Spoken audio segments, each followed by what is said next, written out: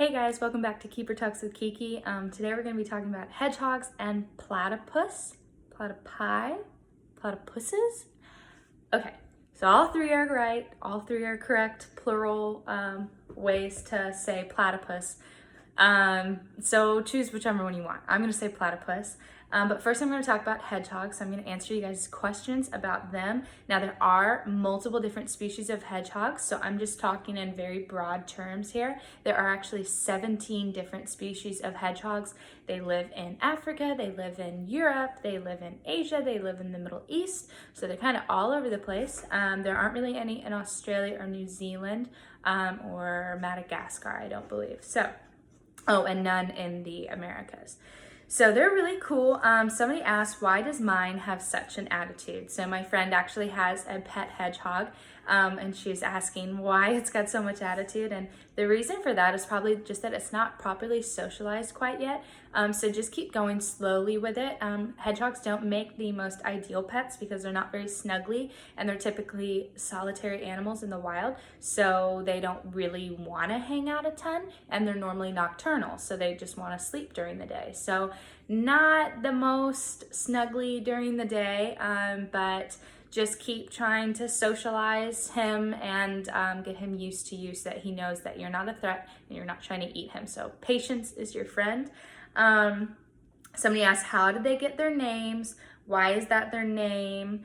What do they eat? And do they like hedges? And also, why are they related to hogs? So all of these questions get answered kind of through this. So they got their name from how they forage. So they actually like to root through the edges of hedges and get an undergrowth. And then while they're rooting around, they make little grunts that sound like a hog. So they're in the hedges, they make little grunts like a hog, so they're called hedgehogs. And then they do that so that they can find insects and worms, maybe snakes sometimes, baby snakes, frogs, or anything like that to eat when they're digging around. They'll even eat mice sometimes. So they'll go around and try to find what they can eat. A fun fact about them is that they have 5,000 to 7,000 quills on them at a given time, which is just insane. That's so many quills. And then also some species of hedgehogs hibernate, and baby hedgehogs used to be called urchins back in like the older 1900s, which is so cute, little urchins. But then also now they're called hoglets, which is amazing. And then the reason that it's illegal to have them as pets in some places in the United States is because some states classify them as a wild animal, and therefore they're a protected animal, and therefore they're considered not a good pet because they're looked at as a wild animal. So just like your state might not want you to have a pet lion, they don't want you to have a pet hedgehog because they view it as a wild animal. So it depends on the state that you live in. If you put one in your pocket, it will stab you. Chase, don't do that, okay? Why are they so adorable? Because, guys, have you seen a hedgehog? Little pink feet, a little pointy nose, whiskers, just a little pink underbelly. Like, there's nothing to hate about them besides the fact that, like, if you snuggle up against one, you're gonna get really prickly. Why are they so sleepy? It's because they sleep like 18 hours a day. They only like to be awake. Kona's chewing on a bone next to me. That's that background noise. They only like to be awake for about, how many hours? 6 hours a day. So because of that, they want to sleep all day long, and they're only going to be awake at the dead of night when they're trying to find all those bugs and food to eat. So they sleep all day, it conserves their energy, and they only need to be awake at night when they're finding food. And then last question is, do I think that they should be pets? So I think that 100% depends on the person. If this was an endangered animal or a really threatened animal, I would say absolutely not, because you don't want to encourage pet trade for them.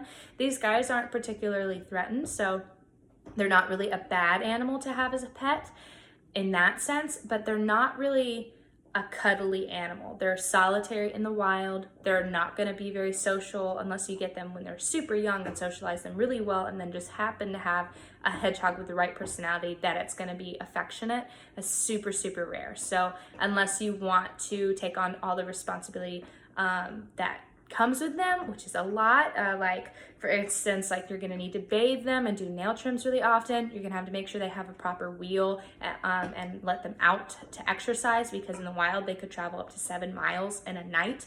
And then also you got to keep in mind that they're very temperature sensitive. So in the wild, they go into hibernation in winter. So if you let the temperature get too cold when you're just keeping them as a pet because you're not thinking about it, they could go into hibernation thinking that they need to, but not have the proper fat stores for that. And then they could actually, in effect, starve themselves. So not really an ideal pet for somebody who doesn't want to worry about all those things. But if you can give them a proper habitat and proper living space, then they could be a good pet. Platypuses. Let's talk about them. Okay, how poisonous is the barb on their ankles? Are they poisonous? Are they dangerous? Why do they have venom? First of all, it's venom. It's not poison, because poison is something you eat. Venom is something that gets injected into you. They have venomous barbs. Male platypus have venomous barbs on their hind legs. Kind of sticks out from their paw at the sides. It's like a venomous barb. And it's thought that they have this because the venom tends to only be active and being produced during breeding season. So it's thought that the males use that against their competition. Now, the venom is not going to kill you if a male platypus hits you with it. It is going to be very painful, and you're going to swell up really fast in the area, and you're going to wish that you just left the platypus alone. It has killed dogs in some reported cases, apparently. They don't have a pouch, actually, so they're not marsupials. They lay eggs, which is super weird. So they're in their own category of mammal because they're egg-laying. And in that category with them are echidnas, which are also called spiny anteaters. And these are 2 animals that are found in Australia, and they're the only existent egg-laying mammals, which is super weird. So they have fur, they're mammals, and then instead of having live birth, they're like, nope, I'm gonna lay eggs. I'm a rule breaker, okay? So they're really weird in that way, but they're really cool. But they don't have a pouch, so she'll lay the eggs and then she'll lay on them to keep them warm. They're not endangered. They're listed as near threatened though, so we do need to keep an eye on their population. The wildfires in Australia were a big threat to them because it did cause some water pollution, and they do depend on having good water systems because they hunt in the water and they swim. They look weird because they're just weird. They're just out there. So some scientists think that they branched off in evolution really far back when reptiles were splitting from mammals. Personally, I think God just had some leftover pieces and crammed it together and hoped for the best. You know, I don't have a particular answer for why they look the way that they do, but they do, and it works for them.